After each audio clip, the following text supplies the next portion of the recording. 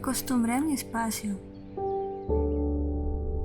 a mi silencio, a mis palabras, a interpretar las de otros, a compartir con la naturaleza.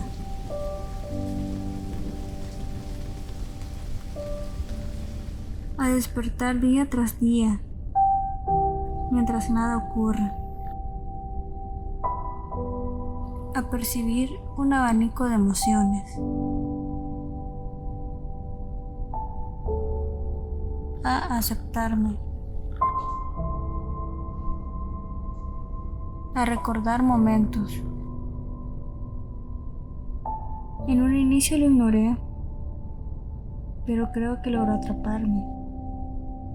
Siempre estuvo allí y siempre estará con nosotros. Me gusta jugar con el tiempo, creando una ilusión para eludirlo.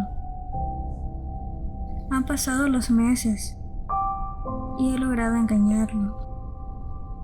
O quizás no.